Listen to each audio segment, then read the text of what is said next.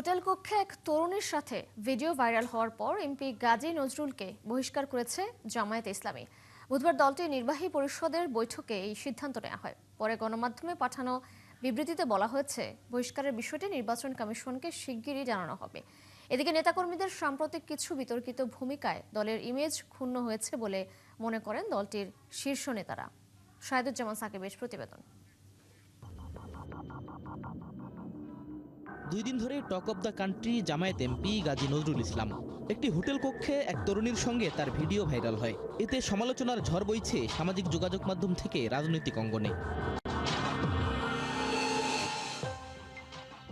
বুধবার এ নিয়ে বৈঠক করে জামায়াতের সর্বোচ্চ নীতি নির্ধারণী ফোরাম, কেন্দ্রীয় নির্বাহী পরিষদ। সিদ্ধান্ত হয় এমপি নজরুল ইসলামকে দল থেকে বের করে দেওয়ার। সাতক্ষীরা 4 আসনের সংসদ সদস্য ব্যাপারে যে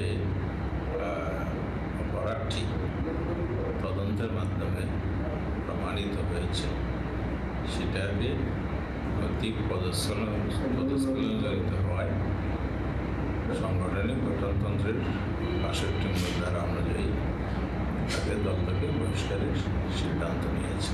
দ্বারা প্রতীয়মান হয় দলের মধ্যে ব্যক্তি নয়, সেটা জামাত প্রমাণ করেছে। আদর্শ নৈতিকতার প্রশ্নে জামাত সবসময় অপসীম ছিল। পরে গণমাধ্যমে পাঠানো বিবৃতিতে বলা হয়, এমপি নজরুলের বহিষ্কারের বিষয়টি অবিলম্বে নির্বাচন কমিশনকে অবহিত করা হবে। ২৪-এর গণ অভ্যুত্থান আশীর্বাদ হয়ে আসে জামায়াতের জন্য। প্রথমবারের মতো বিরোধী দলের আসনে বসে তারা। তবে নির্বাচনের পর বিশৃঙ্খলা বাড়ছে দলটিতে। তৃণমূল পর্যায়ে চাঁদাবাজি, যৌন হয়রানি এবং শৃঙ্খলা ভঙ্গের নানা অভিযোগ উঠে আসছে নেতাকর্মীদের বিরুদ্ধে। সংগঠন যখন বিস্তৃত হয়, লোকসংখ্যা বাড়ে, তো এখানে তো লোকসংখ্যার বিভিন্ন দিক থেকে আসে। একটা হলো জেনারেল পিপলের সম্পৃক্ততা বাড়ে, বিভিন্ন মতাদর্শ থেকেও তারা বুঝে শুনে এদিকে আসে। তো একটা লোক আসা এবং তার আদর্শিকভাবে আমাদের তৈরি করার যে প্রক্রিয়া, সেটা তো সময় সাপেক্ষ ব্যাপার। সেই কারণেও অনেক সময় ব্যর্থ ঘটে। নেতারা বলছেন, নৈতিকতার প্রশ্নে কঠোর অবস্থানে আছে দলটি।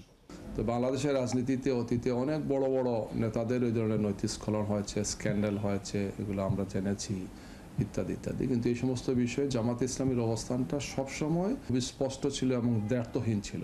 আমরা কোনো ক্ষেত্রেই এই সমস্ত বিষয়কে অ্যালাউ করি না। এই বিশৃঙ্খল অবস্থান থেকে বের হতে দফায় দফায় বিভিন্ন সাংগঠনিক ইউনিটের সাথে বৈঠক ছাড়াও বিভিন্ন নির্দেশনা পাঠানো হয়েছে দলটির শীর্ষ পর্যায় থেকে। সাম্প্রতিক যে আমাদের ইলেকশন। শাহেদুজ্জামান সাকিব, ৭১, ঢাকা। এমপি গাজী নজরুলকে দল থেকে বহিষ্কারের পর সংসদ সদস্য পদ কি টিকে থাকবে তার? জাতীয় সংসদের চিফ হুইপ নুরুল ইসলাম মনি জানিয়েছেন, শুধুমাত্র নিজ থেকে পদত্যাগ করলেই তার সদস্যপদ থাকবে না। তবে বিষয়টি নৈতিকতার প্রশ্ন। এদিকে ইসি জানিয়েছে, জামায়াত থেকে চিঠি এলে বিধি অনুযায়ী ব্যবস্থা নেবে তারা। মোহন ইসলামের প্রতিবেদন। এর আগে নৈতিক স্খলন বা কোনো কারণে কেউ আলোচনায় এলে বা অভিযুক্ত হলে দলীয় চাপে পদত্যাগ করেছেন সংসদ সদস্যরা। এবার নৈতিক স্খলনের দায়ে সংসদ সদস্য গাজী নজরুলকে বহিষ্কার করেছে জামায়াতে ইসলামী। মাননীয় সংসদ সদস্য জনাব গাজী নজরুল ইসলাম, আপনার সময় 8 মিনিট। ফলে প্রশ্ন উঠেছে, তার সংসদ সদস্য পদ থাকবে নাকি থাকবে না। নানা রঙে রঞ্জিত এই রংবাজ প্রেসিডেন্টকে আমি ধন্যবাদ দিতে পারছি না বলে দুঃখিত। সংবিধানের ৭০ অনুচ্ছেদ অনুযায়ী সংসদে দলের বিরুদ্ধে ভোট দিলে কিংবা কোনো কারণে দল থেকে পদত্যাগ করলে সংসদ সদস্য পদ থাকে না। অথবা সংবিধানের ৬৬ অনুচ্ছেদের ১-এর ঘতে বলা হয়েছে, নৈতিক স্খলনজনিত ফৌজদারি অপরাধে 2 বছরের সাজা হলে সদস্য পদ থাকবে না। সাংবিধানিক বাধ্যবাধকতা নেই, দায়বদ্ধতা নেই, বাধ্যবাধকতা নেই, মানে করা যাবে না। তো উনি নিজে স্বেচ্ছায় পদত্যাগ করলেই কেবল সদস্য করতে হবে। এটা বলতেছে এই নৈতিকতার প্রশ্ন। নৈতিকভাবে যদি মনে করেন তিনি গঠিত অপরাধ করেছেন, তাহলে তো সে ঠিক নেই। এই ব্যাপারটা নৈতিকতার প্রশ্ন। এদিকে জামায়াত থেকে গণমাধ্যমে পাঠানো বিবৃতিতে বলা হয়েছে, গাজী নজরুলের বহিষ্কারের বিষয়টি অবিলম্বে ইসিকে অবহিত করা হবে। আর ইসি জানিয়েছে, বিষয়টি তাদের কাছে এলেই আইন অনুযায়ী ব্যবস্থা নেওয়া হবে। আমাদের নোটিশ আসলে তারপরে দেখব। এই সংক্রান্ত বিষয়ে কমিশন এখনো পর্যন্ত অবহিত নয়। বিভিন্ন সময়ে দল থেকে বহিষ্কারের পরও আব্দুল লতিফ সিদ্দিকী, মুরাদ হাসান এবং গোলাম মাওলা রনি সদস্যপদে বহাল ছিলেন। মোহন ইসলাম, ৭১, ঢাকা। সাতক্ষীরা 4 আসনের সংসদ সদস্য গাজী নজরুল ইসলাম পদত্যাগ না করলে তার এমপি পদ বাতিলে জাতীয় সংসদের স্পিকার ও ইসিকে চিঠি দেবে জামায়াত। একথা জানিয়েছেন জামায়াতে ইসলামের সহকারী সেক্রেটারি জেনারেল হামিদুর রহমান আজাদ। বুধবার ৭১ টিভিকে দেয়া সাক্ষাৎকারে তিনি এই কথা জানান।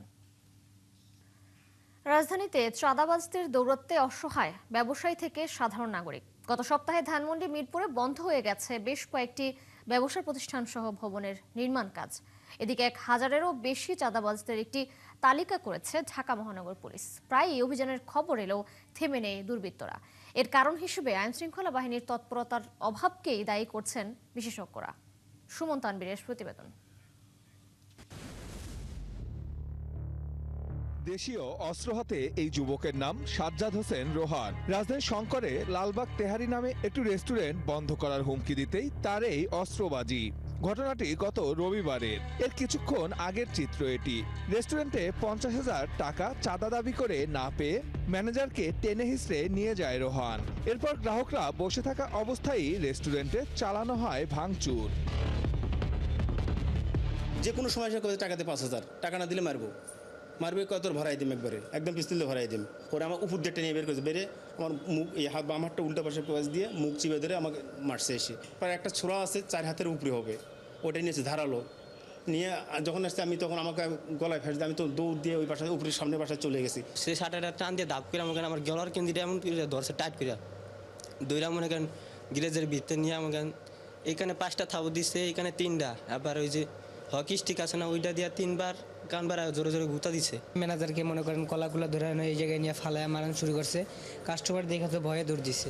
মাদকের টাকা জোগাড় করতে এর আগেও এখানে আক্রমণ চালায় ওই যুবক সহ সংঘবদ্ধ গ্যাং। যুবক রেস্তোরাঁ ভবনের মালিকের সন্তান, পেছনেই তাদের মাদকের আকড়া, যেখানে হকি স্টিক সহ রাখা হয় বিভিন্ন দেশীয় অস্ত্র। ভিতরে অনেকগুলো লোক থাকে, এর সাথে ৮-১০টা ছেলেপান থাকে যারা সবসময় এদের সাথেই থাকে। পিস্তলটা খাইলো, বললো যে তোরে টাকা দিতে বলছি, তুই টাকা দিতে বললি কেন যে দিব না। বারবার লোড করতেছে, আবার আনলোড করতেছে। পরবর্তীতে আমি স্বীকার পাইলাম যে আচ্ছা আমি অন্য ব্রাঞ্চ থেকে ম্যানেজ করে আপনাকে দিচ্ছি। সে নগদ টাকার জন্য যখন তখন এসে ২০,০০০, ৩০,০০০, ১০,০০০ টাকা দাবি করে। টাকা দিতে অস্বীকার করলে যখন তখন হামলা চালায় এবং গালমন্দ করে, মারধর করে। আমার পাশে দোকানদার তার সাথে করেছে, এই পাশে আরেকটা দোকান, এখানে একটা রেস্টুরেন্ট ছিল আলাউদ্দিন, সেই ভদ্রলোক তার সাথে করেছে এবং সেই দোকান বন্ধ করে দিতে বাধ্য হয়েছে। দুই ভাইয়ের ভয়ে এই এলাকায় ব্যবসা গুটিয়ে চলে যেতে হয়েছে বেশ কয়েকজনকে, যা সবগুলোই এখন বন্ধ। কার ইন্ধনে এই অস্ত্রবাজি করছে তারা তা জানতে তার বাসায় গিয়েও দেখা মেলেনি, ফোনেও পাওয়া যায়নি তাদের। রোহন ভাই, পুলিশের দাবি মামলা হওয়ার পর থেকেই তাদের গ্রেপ্তারে অভিযান চলছে।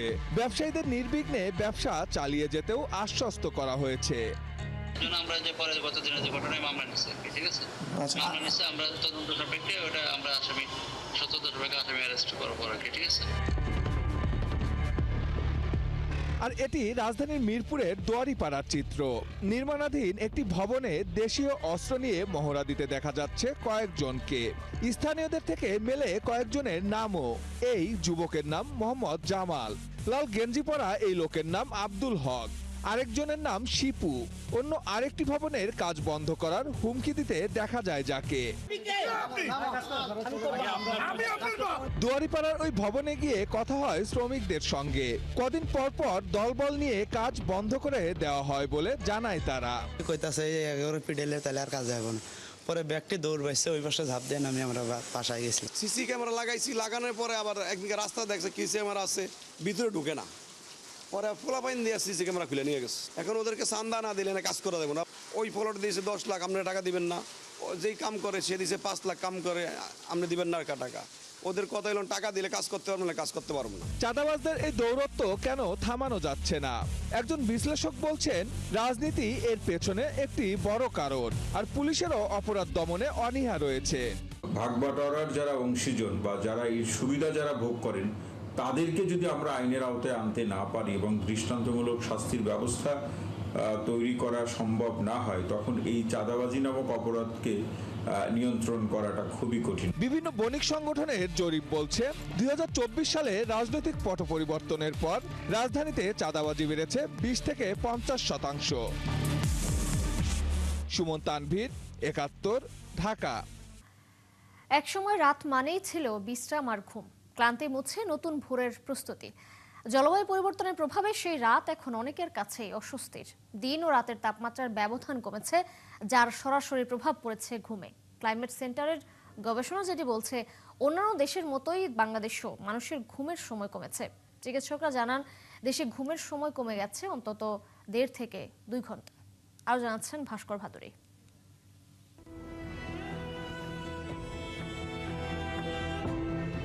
রাত গভীর হলেও ঘুম আসছে না, এলেও বারবার তা ভেঙে যাচ্ছে। একটু ঘুমের জন্য মানুষ কখনো ওষুধ খাচ্ছে, কখনো বা করছেন নানা কসরত। তারপরও বেশিরভাগ মানুষই বঞ্চিত হয় সুখের ঘুম থেকে।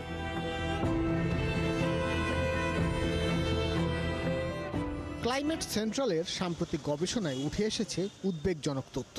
পৃথিবীর ১,৩৩৮টি শহরের ওপর গবেষণা শেষে প্রতিষ্ঠানটি জানায়, বাংলাদেশের মানুষ বছরে ৭২ থেকে ৮৪ ঘন্টা পর্যন্ত কম ঘুমাচ্ছে। জলবায়ু পরিবর্তন ও পরিবেশ বিপর্যয়ের কারণে দিন ও রাতের তাপমাত্রা প্রায় সমান হয়ে যাচ্ছে, তাই ব্যাঘাত ঘটছে ঘুমের। এই গবেষণায় দেখা যায়, বাংলাদেশে সবথেকে বেশি ঘুমের সমস্যার মধ্যে দিয়ে সময় পার করছেন চট্টগ্রাম অঞ্চলের মানুষ। বছরে তাদের ৮৪ ঘন্টা ঘুম কম হয়। এরপরেই আছে খুলনা, সেখানে বছরে ৭৯ ঘন্টা ঘুম হারাচ্ছে মানুষ। তারপরই প্রাণের শহর ঢাকায় বছরে ৭৬ ঘন্টা ঘুম হারাচ্ছে রাজধানীবাসী। প্রায় একই পরিস্থিতি রাজশাহী আর গাজীপুরেও। এই দুই শহরে ৭৬ ও ৭৪ ঘন্টা ঘুম হারিয়ে যাচ্ছে মানুষের কাছ থেকে। রাজধানী ঢাকার বিভিন্ন এলাকার পরিস্থিতিও প্রায় একই। মিরপুরের মানুষের বছরে ঘুম চুরি হচ্ছে ৭৭ ঘন্টা, একই পরিসংখ্যান পল্লবীরও। আর বিভিন্ন কারণে আলোচিত মোহাম্মদপুরের অধিবাসীদের ঘুম হারাচ্ছে ৭৩ ঘন্টা। এই গবেষণায় সামগ্রিক চিত্র উঠে আসেনি বলে মনে করছেন পরিবেশবিদেরা। নিম্ন আয়ের এই মার্জিনাল পিপলদের ক্ষেত্রে এইটি যদি আলাদা করে একটা জরিপ করা হয়, সেটি আরও কয়েক গুণ বৃদ্ধি পাবে, কারণ তারা আসলেই রাত্রে ঘুমাতে পারে না। এপ্রিল মাস থেকে শুরু হয়ে যায় এই নিদ্রাহীন দিনগুলো, এবং এটি কখনো কখনো অক্টোবর মাস পর্যন্ত প্রলঙ্গেট হয়, ৫-৬ মাস পর্যন্ত এটি হয়। তাহলে ১৮০ দিনের বেশি দিনেই এই ধরনের কম বেশি এটি ঘটনা ঘটছে। চিকিৎসকেরা জানান, সাধারণত ১.৫ থেকে ২ ঘন্টা ঘুম কম হয় বাংলাদেশের মানুষের। এর সাথে জলবায়ু পরিবর্তনের কারণে আরও ১১% কমে গেছে ঘুমের পরিমাণ। আর ডিপ স্লিপ শব্দটি এখনো অধরা। ধরুন আপনি রাতে ঘুমাতে পারলেন না, সেই ঘুমটা তো আপনার মস্তিষ্কে একটি ঋণের মতো রয়ে গেল। যিনি রাতের বেলা ঘুমাতে পারবেন না, ইমিডিয়েটলি দেখা যায় পরের দিনের কাজগুলোয় তিনি মনোনিবেশ করতে পারছেন না। আদর্শ ঘুম না হবার কারণে নাগরিকদের শরীরে অসুস্থতাও বাড়ছে বলে মত চিকিৎসকদের। আমি যদি সারা রাত 7 থেকে 8 ঘন্টাও লাইট স্লিপ নেই, আমার কিন্তু সেই ঘুমের যেই উপকারিতাগুলো এর আগে আমি বললাম, সেগুলো কিন্তু পাবো না। সেই বিষয়টা যদি আমাকে পেতে হয়, তাহলে আমাকে কোর স্লিপ হতে হবে অন্তত 4 ঘন্টা, এবং এই কোর স্লিপের জন্য আমাকে কিন্তু পরিবেশটা মেনটেন করতে হবে। আর ঘুম কম হওয়াদের মধ্যে নারীদের সংখ্যাই বেশি বলে জানান চিকিৎসকেরা। ভাস্কর ভাদুরী, ৭১, ঢাকা। নেত্রকোনায় পাহাড়ি ঢলের পানি নেমে গেছে, তবে রাস্তাঘাট, ঘরবাড়ি ও আমন ধানের ব্যাপক ক্ষয়ক্ষতি হয়েছে। এদিকে বৃষ্টি ও পাহাড়ি ঢলে উত্তর ও মধ্যাঞ্চলে নদ নদীর পানি বাড়ছে। তিস্তার পানি বেড়ে বিপদসীমার খুব কাছ দিয়ে প্রবাহিত হয়েছে। পদ্মা ও যমুনার পানিও বাড়তির দিকে রয়েছে। বিভিন্ন এলাকায় শুরু হয়েছে ভাঙন। নিম্নাঞ্চলে বন্যার শঙ্কা করছে পানি উন্নয়ন বোর্ড। সহকর্মীদের তথ্য ছবিতে প্রতিবেদন। নেত্রকোনার পাহাড়ি ঢলের পানি নেমে গেছে, কিন্তু ভেঙে দিয়ে গেছে বিভিন্ন কাঁচা পাকা সড়ক, মানুষের ঘরবাড়ি, স্কুল সহ বহু স্থাপনা। জেলার কলমাকান্দা উপজেলার বিভিন্ন ক্ষতিগ্রস্ত এলাকা পরিদর্শন করেছেন জাতীয় সংসদের ডেপুটি স্পিকার। তিনি জরুরি ভিত্তিতে সংস্কার কাজ শুরুর কথা জানিয়েছেন। ফাস ফ্লাড হলে যেন ক্ষতিগ্রস্ত না হয়, সেই বন্দোবস্ত করার জন্য আমরা চেষ্টা করছি। আমি আজকে সরজমিনে এখানে আসছি, কনসার্ন যারা সরকারি কর্মকর্তা আছেন ওনারাও এসছেন। খুবই দুঃখজনক, বাচ্চারা যে কালকে সকালে স্কুলে আসবে এই পরিস্থিতিটা নাই। তো জেলা শিক্ষা কর্মকর্তা আসছেন, উনি নিশ্চয়ই এই ব্যাপারে সচেতন থেকে কাজ করবেন এবং এডিসি জেনারেল সাহেবও আছেন। আমরা যেটা চেষ্টা করব রাজনৈতিক দৃষ্টিকোণ থেকে যদি বলি, এলাকার জনপ্রতিনিধি হিসেবে আমার প্রথম কাজ হবে নেক্সট ফ্লাশ ফ্লাডের আগে যেন একটা প্রটেক্টিভ মেজার আমরা নিতে পারি। টানা বৃষ্টিতে গাইবান্ধার পলাশবাড়িতে তীব্র আকার ধারণ করেছে নদী ভাঙন। ক্ষতিগ্রস্ত এলাকায় সহযোগিতার আশ্বাস দিলেন উপজেলা নির্বাহী কর্মকর্তা। আর পানি উন্নয়ন বোর্ড বলছে মন্ত্রণালয়ে চাহিদাপত্র অনুমোদনের জন্য পাঠানো হয়েছে। খোঁজ খবর নিয়ে কি ক্ষয়ক্ষতি হয়েছে তাদের সেই ক্ষয়ক্ষতি নিরূপণের জন্য এবং সহযোগিতা যা প্রয়োজন আমরা উপজেলা প্রশাসন থেকে করব। লালমনিরহাটে নদ নদীর পানি বাড়ার সঙ্গে সঙ্গে নিম্নাঞ্চল তলিয়ে যাচ্ছে। অনেক এলাকায় দেখা দিয়েছে ভাঙন। পানি উন্নয়ন বোর্ডের নির্বাহী প্রকৌশলী জানিয়েছেন, পানি বৃদ্ধি এবং কমার কারণে এই ভাঙন। ঠিকভাবে থাকতে পারি না, রান্না বান্না করতে পারি না, কতদিন আবার শুকনা চিরা মুড়ি খেয়ে থাকি। এদের যে সমস্যাটা হয়, এরা কোথাও যাইতে পারে না। পানি যখন ওঠে এরা গরু ছাগল নিয়ে সমস্ত রাস্তা উঠে লাগে। বুধবার সকালে নীলফামারীর ডালিয়া পয়েন্টে তিস্তার পানি বিপদসীমার মাত্র 1 থেকে 2 সেন্টিমিটার নিচ দিয়ে প্রবাহিত হয়।